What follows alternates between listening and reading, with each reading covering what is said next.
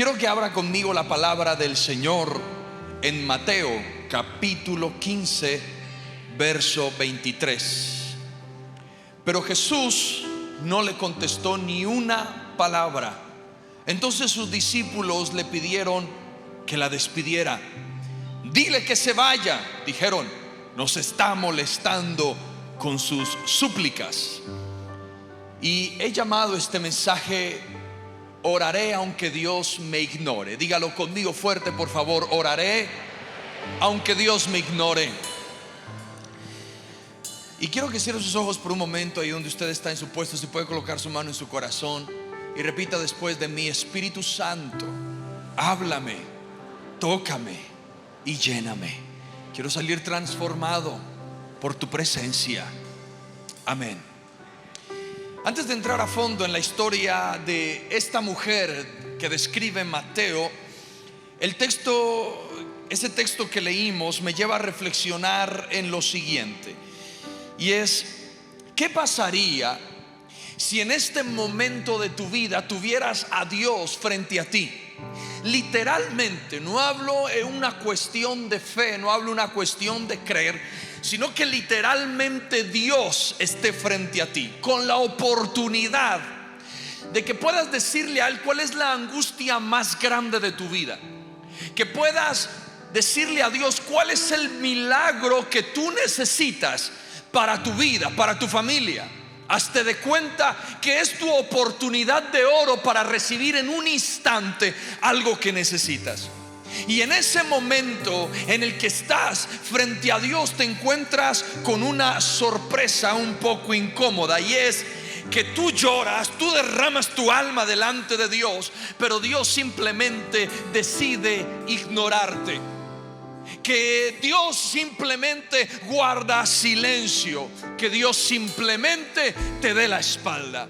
Aunque Dios jamás haría algo así, en la historia de Mateo veo una mujer donde por primera vez Jesús se niega a darle un milagro a alguien. En la Biblia no encuentro ningún pasaje donde Dios se cohíba para mostrar misericordia, gracia, amor, bendición. Pero aquí es la única vez donde Jesús no quiere hacerle un milagro a una mujer que no está pidiendo bajo capricho, sino una mujer que está pidiendo bajo una necesidad profunda que está viviendo en su casa.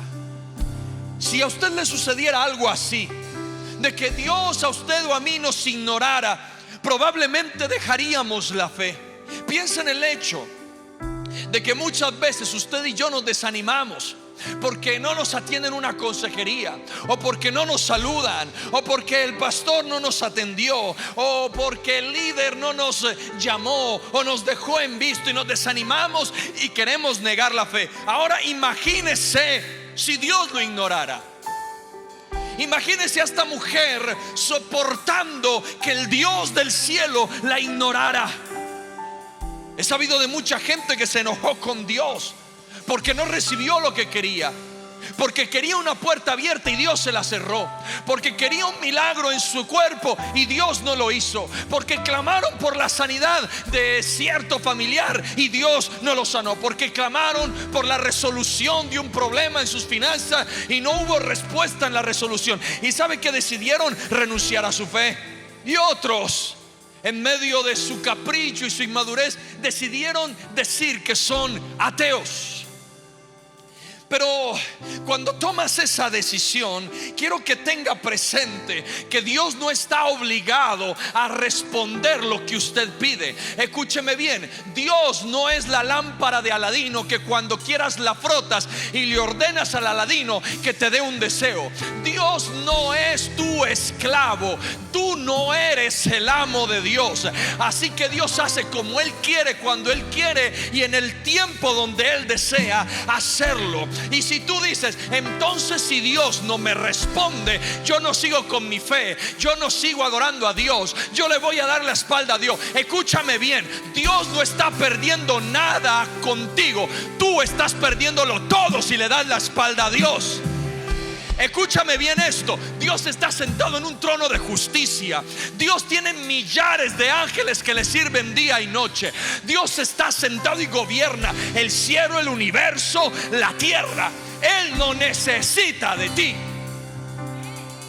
Tú y yo necesitamos de Dios. Y escúcheme bien: aunque Dios no responda, yo seguiré esperando en Dios. El mismo Job dijo: aunque Él me matare, en Él voy a esperar. ¿Por qué? Porque sin Dios no soy nada. Él es mi única esperanza. Alguien dice amén a esto. Él es mi única esperanza en medio de la tribulación. Escúchame: el sí de Dios es porque te ama. ¿Cuántos creen aquí que Dios nos ama? Oye, ese amén está muy pobre. ¿Cuántos creen que Dios nos ama? Ok, quiero decirte: el sí de Dios, cuando Dios te dice sí, es porque te ama. Cuando te dice no, es porque te ama. Cuando Dios te abre una puerta, es porque te ama. Pero cuando te cierra una puerta, es porque te ama también. Escuche esto: si Dios te lleva a un manantial, es porque te ama. Pero si te lleva al desierto, es porque te ama. Nunca lo que haga Dios en mi vida, aunque parezca negativo, es una expresión de odio de mi Dios, sino una expresión de amor. ¿Sabe por qué? Porque todo lo que Dios hace en mi vida jamás lo hará para dañarme. Todo en Dios tiene un propósito. La prueba de Dios en mi vida tiene un propósito. El que me haya cerrado esa puerta laboral tiene un propósito. El que me esté llevando a un proceso difícil tiene un propósito. ¿Sabe por qué? Porque ahí es donde se cumple la palabra: todo ayuda para bien a aquellos que han sido llamados, ojo, conforme al propósito de Dios. Si tú estás consciente que estás en el propósito de Dios, todo obrará para bien en tu vida. Por eso yo vivo por lo que creo, no por lo que siento. Levante su mano derecha y diga: Señor, yo vivo por lo que creo, mas no por lo que siento, Señor. ¿Por qué le digo esto? Algo que no nos permite aferrarnos a Dios es nuestra lógica, es nuestra razón, es el hecho de vivir siempre en esta carne corrupta. Y si nuestra carne corrupta no siente a Dios, entonces pensamos que Dios no existe. Queremos recibir de Dios, pero no queremos creer en Dios. Escuche bien esto: si tú viniste esta noche aquí con un orgullo elevado y diciendo: pues si Dios es Dios, que me toque, te irás de este lugar sin recibir toque. Porque Dios mira de lejos al altivo, pero de cerca al humilde. Tú no eres nadie para desafiar a Dios. Tú no eres nadie para manipular a Dios. Dios toca a los quebrantados de corazón. Dios toca a los humildes. Y escúcheme bien: a veces vivimos tanto por los sentires que hay gente que dice: pastor, es que yo oro y no siento a Dios. Es que yo voy a la iglesia y no siento a Dios. Es que yo adoro y no siento a Dios. Entonces, ¿qué tengo que hacer, pastor, para sentir a Dios? Escúchame, no tienes que hacer nada, porque yo estoy en el evangelio no por lo que siento, sino por lo que creo. Probablemente llevarás 3 meses, 4 meses y no sentirás a Dios, pero tú sabrás que Dios está a tu lado. ¿Sabes por qué estás de pie hoy? ¿Sabes por qué puedes gritar amén en esta noche? ¿Sabes por qué estás ahí sentado? Porque Dios ha estado contigo aunque no lo has sentido. Eso no son tus fuerzas, es la bendita presencia de papá que ha estado a tu lado para defenderte, para ayudarte, para sustentarte. Yo no vivo por lo que siento, yo vivo por lo que creo. No importa si no sientas a Dios, tú sigue adorando, tú sigue amando a Dios. Les digo todo esto porque cuando yo veo a la mujer de esta historia, en principio ella tenía muy pocas probabilidades de recibir un milagro a causa del trasfondo cultural. Ella era una cananea y los judíos llamaban a los de esta zona, los cananeos, los llamaban perros gentiles o perros infieles. Por lo tanto, no eran bien vistos. Judíos rechazaban cananeos, judíos rechazaban gentiles. De modo que si Jesús intentaba hacerle un milagro a un gentil, De modo que si Jesús se atrevía a servirle a un cananeo, levantaría un escándalo impresionante en el ámbito judío. Teniendo ese contexto, en primer lugar le quiero hablar de que una oración persistente rompe barreras. ¿Lo cree o no? La mujer tenía una hija. Dice la historia que estaba poseída por un demonio, y en esta necesidad de ver a su hija libre, se siente motivada a buscar a un Jesús que nunca había adorado. Porque tenga presente que hay ocasiones en las cuales Dios te hace pasar por ciertos sucesos difíciles para que te acerques a Él. A veces no entiendes el porqué de la prueba, pero entiende, la prueba vino para que te acercaras a Él. Y aseguro que aquí hay mucha gente que está justamente hoy aquí en esta noche por una prueba. ¿Y sabe por qué Dios te metió en la prueba? Porque si no fuera por la prueba no estarías aquí. Y Dios dijo: tengo que probarlo, tengo que llevarlo al desierto para acercarlo. Dice la Biblia: te llevé al desierto para enamorarte. Hay momentos en la vida donde Dios te tiene que procesar para que te enamores de Él. Me impactaba el testimonio de este hombre que daba su experiencia de vida diciendo: yo estaba destruido, deprimido, me iba a suicidar. Claro, Dios utilizó la prueba para traerlo a sus brazos de amor. ¿Qué ha utilizado Dios? A esta mujer estaba utilizando un demonio. Porque escuche, aún los demonios son instrumentos de Dios para usarlos en tu vida, para que tu vida se acerque a Él. Aún los demonios son instrumentos de Dios.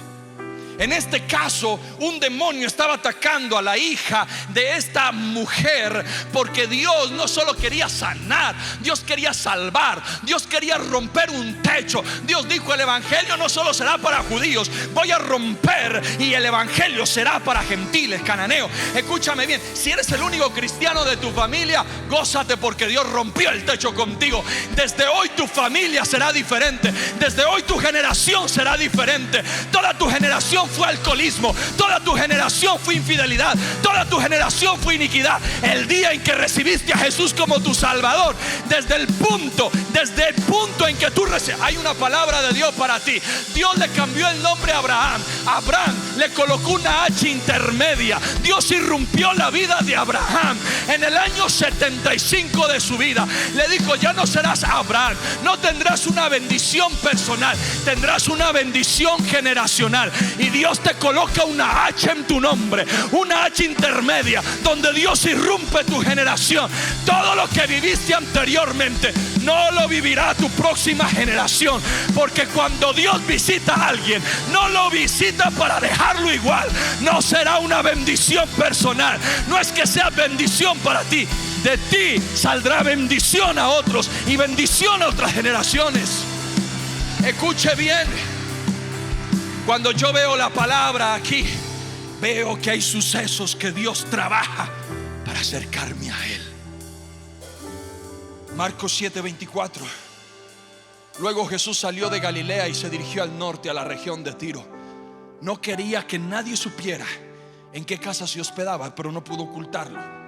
Los cananeos eran conscientes que los judíos tenían un rechazo. Los cananeos eran claros en esto. Pero oh sorpresa, que Jesús decide ir allí a Galilea. Y cuando se va a Galilea, Él no va a ministrar públicamente, sino que quiere tener aislamiento.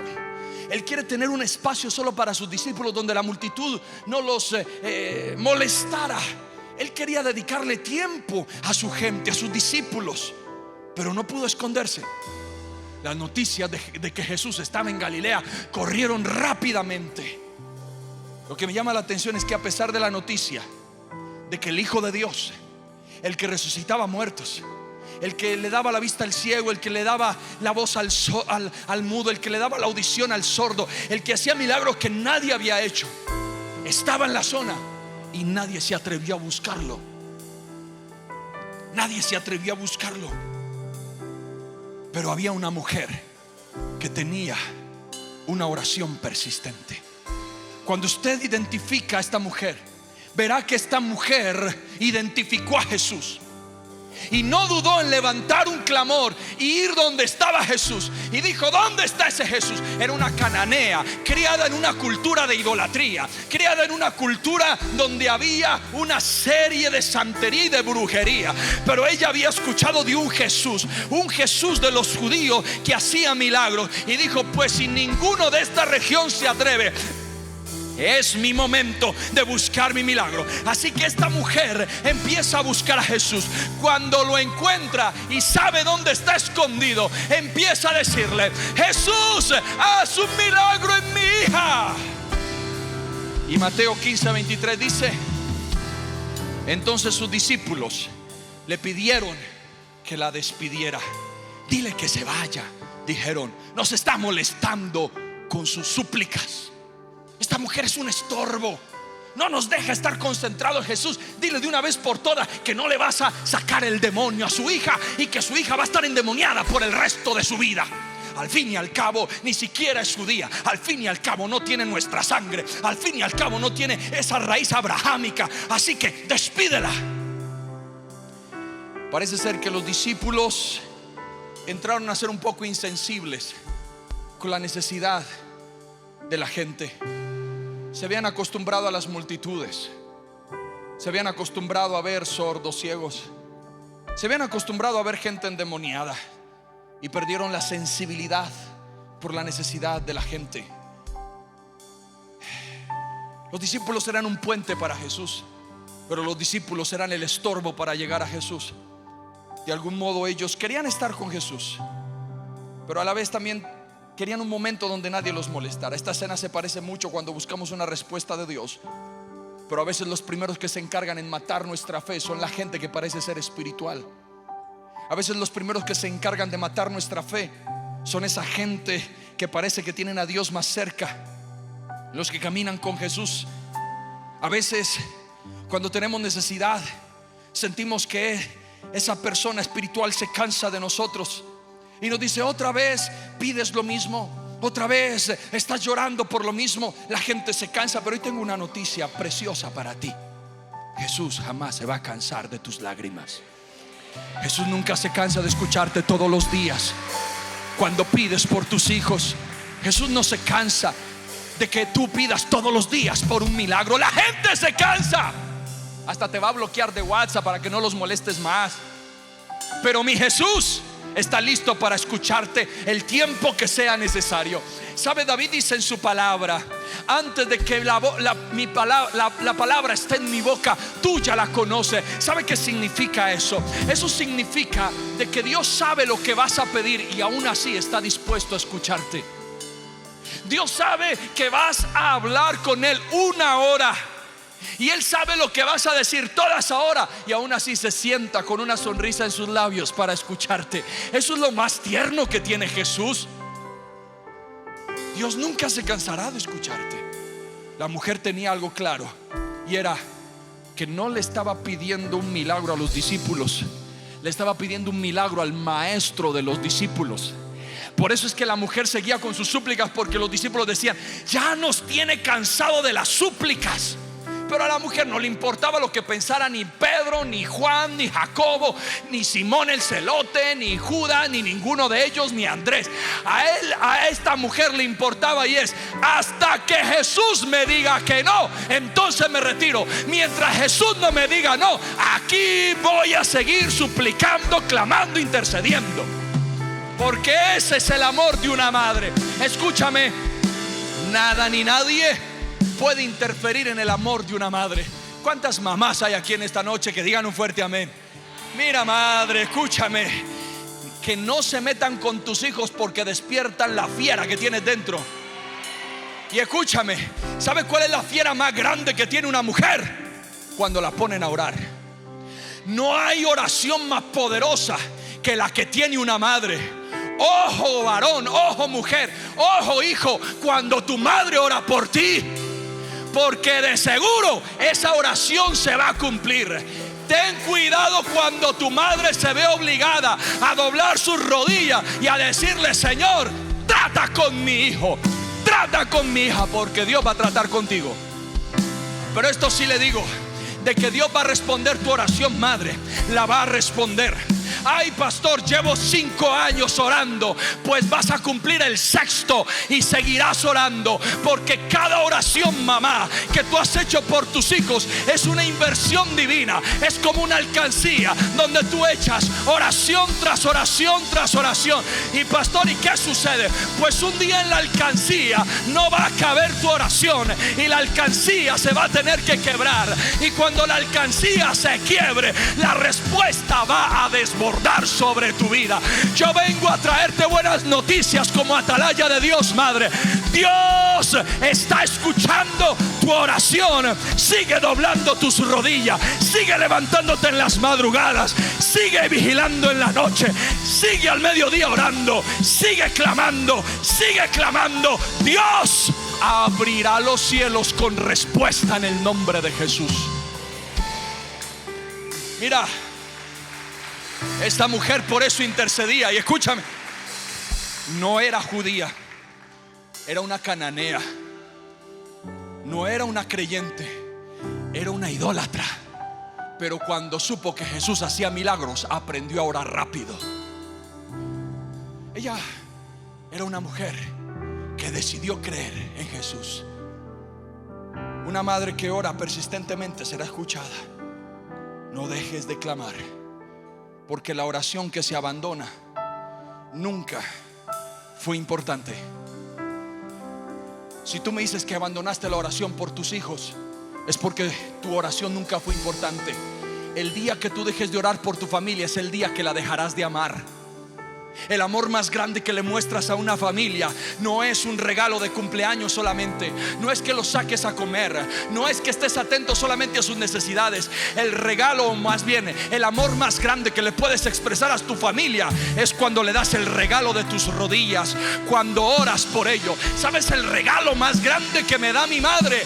Cuando ella, antes de predicar en cualquier lugar, me manda un audio y me dice: Señor, bendice a mi hijo, Padre, prospéralo, Padre, coloca palabra en su boca. Mi hermano, eso no se compara con $1 millón.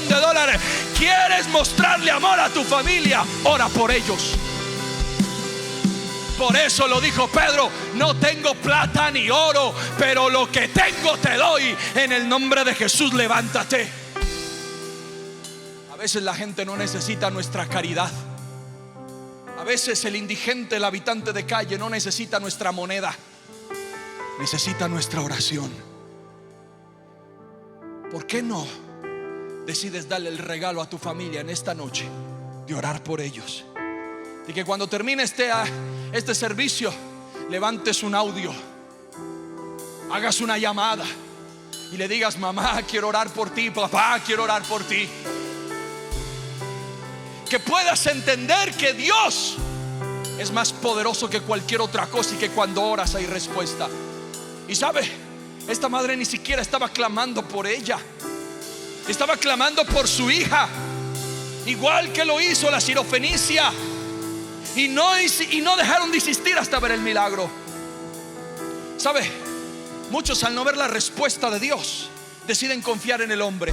Ah, Dios no contestó, entonces voy a confiar en el hombre. Ah, Dios no contestó, entonces voy a buscar al brujo. Ah, Dios no contestó, entonces voy a rezarle al santo. Ah, Dios no contestó, entonces voy a hacerme el riego. Ah, Dios no contestó, entonces me voy a hacer la limpia. Escúchame bien, en esta noche la mujer cananea pudo haber tomado esa decisión. Su cultura fue formada en brujería, en santería y en toda esa cosa. Pero ¿qué fue lo que llevó a esta mujer a buscar un milagro con Jesús? Escúchame, ella fue consciente: solo Jesús puede apartar el demonio de mi hija. Amo la ciencia. Quiero dejar claro, soy psicólogo, amo la psicología, pero nunca lo espiritual se podrá combatir con psicología. Entiéndame bien, no estoy criticando la ciencia, estoy hablando a nivel espiritual. Nunca lo espiritual se va a combatir con una pastilla. Lo espiritual se combate con oración. Lo espiritual se combate con rodillas. Y escúchame, hay cosas que tienes que discernir que no son naturales. son espirituales. Aquí hay gente que lleva mucho tiempo y dice: pastor, la pastilla no me hace nada. Pastor, el medicamento no me hace nada. Discierne es espiritual. Y ese género no saldrá sino con oración y ayuno. El día en que te atrevas a desafiar el azote de tu enfermedad con oración, la enfermedad va a temblar en el nombre de Jesús. Escucha, si dejaste de orar por lo que considerabas importante, es porque en realidad nunca fue importante. Mire lo que dice segundo libro de Samuel, capítulo 12, versos 16 al 20. Así que David le suplicó a Dios que perdonara la vida de su hijo, y no comió, y estuvo toda la noche tirado en el suelo. Entonces los ancianos de su casa le rogaban que se levantara y comiera con ellos, pero él se negó. Finalmente, al séptimo día, el niño murió. Los consejeros de David tenían temor de decírselo. No escuchaba razones cuando el niño estaba enfermo. Se decían: ¿qué locura hará cuando le digamos que el niño murió? Cuando David vio que susurraban entre sí, se dio cuenta de lo que había pasado. ¿Murió el niño?, preguntó. Sí, le contestaron, ya murió. De inmediato David se levantó del suelo, se lavó, se puso lociones y se cambió de ropa. Luego fue al tabernáculo a adorar al Señor, y después volvió al palacio, donde le sirvieron comida y comió. ¿Sabes dónde David dejó de insistir? Cuando Dios le dijo: no, no más, no. Los no de Dios te van a quebrar. Los no de Dios te van a hacer pedazos. Los no de Dios te van a hacer llorar. Los no de Dios te van a angustiar. Pero los no de Dios, discierne, te están salvando la vida. ¿Cómo pretendes, pastor, decirme a mí que ese no de Dios es beneficioso para mí? Entiende, nunca comprenderás los designios de Dios si sigues mirando a Dios con tu lógica y con tu razón. Nunca comprenderás los procesos de Dios en tu vida mientras sigas pensando que puedes trabajarlos con tu humanidad. Tu mente es demasiado diminuta para que tú puedas comprender la magnitud de la mente de Dios. Y Job lo sabía. Por eso él dijo: recibiremos de Dios el bien y no el mal. ¿Quién soy yo para reclamarle a Dios lo que hace? Los no de Dios son bien dolorosos. Pero si Dios dijo no, llora con la cabeza agachada y di: papá, tú sabes lo que haces. Si Dios te dijo no a esa relación, llora, enciérrate, no hables con nadie. Pero en medio de tu soledad y de esa tristeza, dile: Dios, me duele que me hayas arrancado ese hombre y esa mujer, pero tú no lo aceptaré como parte de un propósito mayor en mi vida. Si Dios te dijo que no te fueras del país y sientes que aquí no vas a progresar, y Dios te dijo no, será aquí en Medellín que vas a estar, será aquí que vas a estar. Ve de rodillas y dile: Señor, tenía una ilusión muy grande de irme a España. Tenía una ilusión muy grande de irme a Estados Unidos y a Canadá, pero acepto tu no, porque si esta es la tierra en que me vas a bendecir, amén, y lo veré. Acepta el no de Dios, porque detrás del no de Dios hay una bendición que no te imaginas. Y vendrá. Quiero decirte, vendrá. Alguien puede decir amén a lo que le estoy diciendo de parte de Dios. Vendrá. Vendrá en el nombre de Jesús. Así que yo veo a un David que cuando Dios le dice no, dice: ok, dejaré de ayunar, comeré, me bañaré y seguiré adelante. Pero ¿cómo es, David? ¿Qué incoherente eres? No es incoherencia. Es muy paradójico, sí, pero no es incoherencia, porque entiendo, Dios sabe lo que hace. Levante su mano derecha y diga conmigo: Dios sabe lo que hace. David aprende a aceptar el no, y hasta que Dios no diga no, sigue orando. ¿Qué vas a hacer? Vas a orar. Por eso, en segundo lugar, una oración persistente no acepta el silencio como respuesta. Mateo 15:23 dice: pero Jesús no le contestó ni una palabra. En otras palabras, Jesús la ignoró. Jesús no le prestó la importancia a la necesidad. Ella estaba necesitada, su hija estaba atormentada por un demonio. Solo los que hemos pasado por esto entendemos. Los que hemos sido atormentados por demonios entendemos. Los que hemos caminado por depresión entendemos. Jesús no le responde. Pero esta mujer sigue insistiendo. ¿Qué has hecho cuando Dios guarda silencio ante tu situación desesperante? Mi consejo es: persiste. Persiste y persiste. Porque una oración que persiste es un reflejo de que la fe está intacta. Y lo que motivó a esta necesitada madre a persistir, a estos desplantes divinos, era su fe puesta en Dios. Ella tomó una decisión y dijo: voy a creer en Dios. No me importa, voy a creer en Dios. Y las voces le susurraban: ve al que practica la medicina de San Gregorio. No, voy a creer en Dios. Mira, es que tu hijo tiene mal de ojo, le hicieron un soplo. Busca a ese brujo que le escupa aguardiente en la cara y se va a salvar. Y la mujer dijo: no, yo voy a creer en Dios. El día que busques brujería, están marcando tu generación a la maldición. ¿Me escuchó? El día que busques a un chamán para que te haga una limpia, ese día declaraste la sentencia de tu ruina. Satanás nunca bendice. Satanás maldice. Satanás es un engañador, mentiroso, usurpador. Lo único que quiere Satanás es engatusarte para que pienses que él tiene milagro, pero lo que tiene es ruina. Pero cuando tú buscas a Dios, puede demorar, pero las buenas cosas toman tiempo. Y sin importar cuán desesperado esté en la situación que esté viviendo, yo decido mirar a Dios. Yo decido mirar a Dios. Yo decido mirar a Dios. Vecina, es que usted no ha ido donde este fulano. Ese fulano, no. Yo decido mirar a Dios. Lo del mundo es temporal, lo del mundo no sirve, pero lo que Dios me da es eterno. Mira,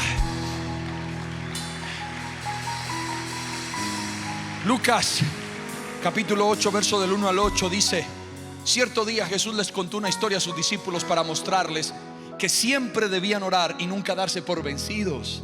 Había un juez en cierta ciudad, dijo, que no tenía temor de Dios ni se preocupaba por la gente. Una viuda de esa ciudad acudía a él repetidas veces para decirle: hágame justicia en este conflicto con mi enemigo.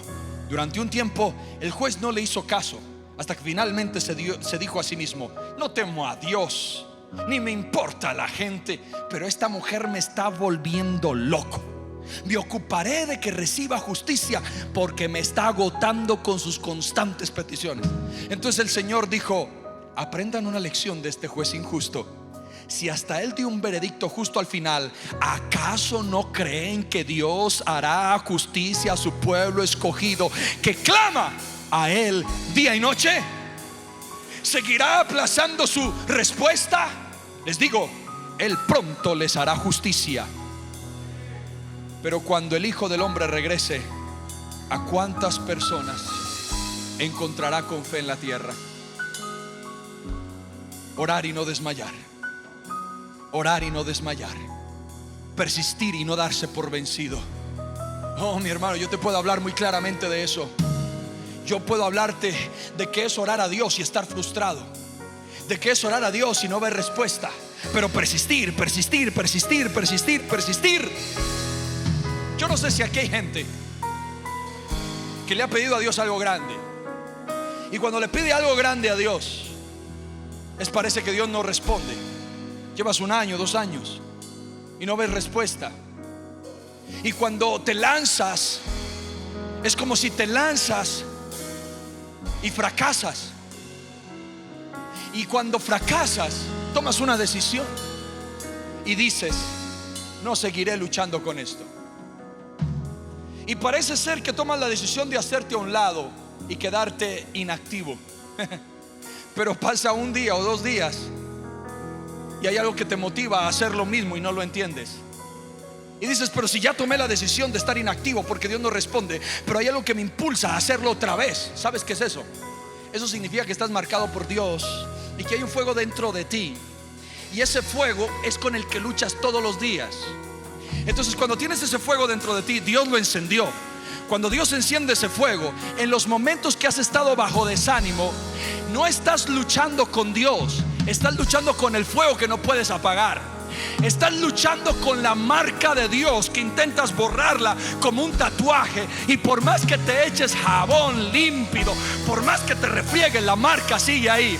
Ese es el fuego que dice Jeremías: intenté contenerlo y luchar con él y no pude. Escúchame bien, por más que intentes luchar con lo que tienes dentro, no podrás vencerlo, porque Dios te marcó desde hace varios años. Desde niña te marcó cuando veías cosas que nadie veía. Desde niña te marcó cuando sentías cosas que decías, pero me estoy volviendo loca. No fue eso, fue un fuego que Dios te colocó antes de que siquiera conocieras a Dios. Y hasta el día de tu muerte tendrás ese fuego dentro. Eso es lo que nos hace estar a nosotros activos. Mira, y en tercer lugar, una oración persistente es humilde. Mateo 15:26. Cuando Jesús ve que su silencio no basta, entonces toma la decisión de responderle. Y dice: Jesús le respondió: no está bien tomar la comida de los hijos y arrojársela a los perros. La respuesta de Jesús es apropiada, no es insultante. Tenía un propósito. Le voy a explicar un poco. Cuando Jesús habla y dice que es la comida de los hijos representaban los discípulos con los que él estaba, sus 12. Cuando habla el pan de los hijos, representa los beneficios que tiene Dios para sus discípulos. Es decir, beneficios para nadie más, solo para sus discípulos. Por eso dice el pan de los hijos. No es el pan de los gentiles, no es el pan de las multitudes, es el pan de los hijos. Y dice, y ese pan no es para los perros. Esa palabra perros no significa perros callejeros, sino mascotas de casa. Y las mascotas de casa en este caso representaban a los gentiles. No tiene un sentido de desprecio. Jesús le está diciendo a esta mujer, en otras palabras: mujer, mi primera prioridad son mis discípulos. Y lo que yo le estoy dando a mis discípulos es para ellos, no para ti. Jesús le está diciendo: yo no vine aquí a hacer milagros, yo no vine aquí a hacer sanidades, yo vine aquí a trabajar con mis discípulos. Así que no puedo darte lo que estás pidiendo, porque en realidad ese alimento solo es para mis discípulos. Es interesante que la mujer acepta la declaración de Jesús con las siguientes palabras. Mateo 15:27. Es verdad, Señor, respondió la mujer, pero hasta los perros se les permite comer las sobras que caen bajo la mesa de sus amos. Ella se percató de que él tenía el derecho de rechazarle la petición. La mujer sabía, la mujer era consciente: Jesús, entiendo que tengas que rechazar mi petición. Sin embargo, quiero decirte algo, Jesús. Si tú tienes perros en tu casa, Jesús, si tienes mascota en tu casa, verás que las mascotas siempre se hacen debajo de los comedores cuando tienen mucha confianza y esperan que tan solo caiga una migaja. Y esa migaja es suficiente para esa mascota, para ese perro, y le satisface. Quizá no sea una discípula tuya, Jesús, pero al menos mírame como tu mascota, y solo una migaja me cambiará la vida. Humildad. Humildad. Lo que le dijo la mujer es: no interrumpas tu enseñanza, sigue hablándole a tus discípulos. No me pongas en primera fila, no lo necesito, Jesús.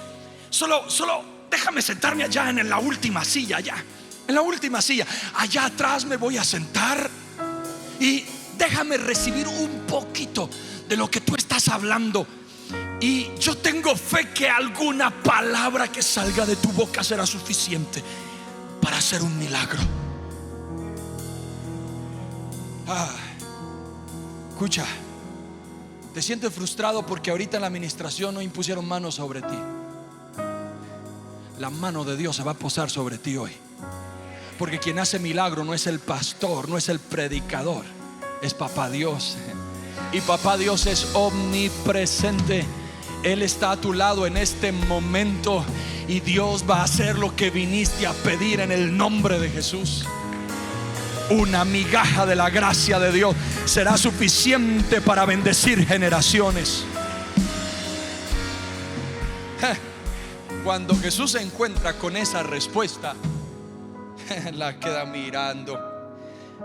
¿Cómo sería la mirada de Jesús? Y le dice: apreciada mujer. Y le dijo Jesús: tu fe es grande, tu fe es grande, se te concede lo que pides. Y al instante la hija se sanó. Al instante la hija se sanó. Mira, la mujer que sufría del flujo de sangre entendió que era suficiente tocar el borde de sus vestiduras. El centurión comprendió que una palabra era suficiente para sanar a su siervo sin la necesidad de que Jesús visitara su casa. Escucha bien, esta mujer sabía que una migaja del pan de Dios era suficiente para sanar a su hija. Escúchame bien, un poquito más bajito la batería, gracias. Escúchame bien. Los tres casos que te mencioné, la mujer del flujo de sangre no era una conocedora de Dios. El centurión no era un conocedor de Dios. La mujer que tenía a su hija endemoniada no era una conocedora de Dios. Y los tres casos confiaron en una migaja. Usted y yo llevamos años en el evangelio, sentados a la mesa de Dios con todo el pan y todo el manjar del mundo, y aún así tiene más fe el impío con una migaja que usted con todo el banquete en la mesa.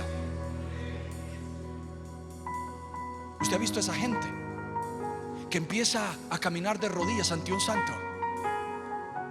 Y usted prefiere quedarse en su casa viendo un partido que venir a la casa de Dios sabiendo que aquí hay milagros verdaderos. ¿Ha notado que hay gente que en Semana Santa se pone frijoles en los zapatos y camina no sé hasta dónde, porque cree que eso le va a hacer el milagro? Y usted y yo tenemos una iglesia que nos abre las puertas con un Dios real, y aún así nos dormimos en una prédica con una mesa llena de manjar, y hay impíos allá afuera que creen en una migaja. No los voy a regañar porque no es mi iglesia,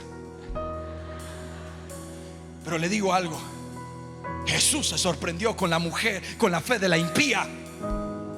Y debido a esa palabra que demostraba su humildad y fe, Jesús le dijo: vete, mujer, que se te conceda como has dicho.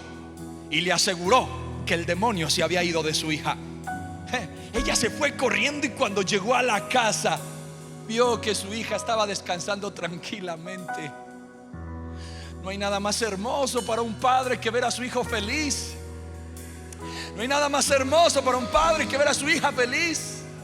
Y esta mujer lloró tanto, pero su persistencia valió la pena, porque ya su hija estaba sana y el demonio se había ido para siempre. Escúchame, este es el único milagro narrado en el Evangelio de Marcos donde Jesús efectúa un milagro a la distancia sin dar órdenes verbales. Simplemente dijo: que se te conceda como has creído. Si una migaja pudo darle tan grande milagro a una mujer cananea, ahora imagínese lo que puede producir la mesa que está servida para ti en esta noche. Usted y yo no estamos aquí para recibir migajas, estamos aquí para recibir todo el manjar de la mesa de Dios. Por eso termino diciéndote en esta preciosa noche: sigue orando aunque Dios te ignore.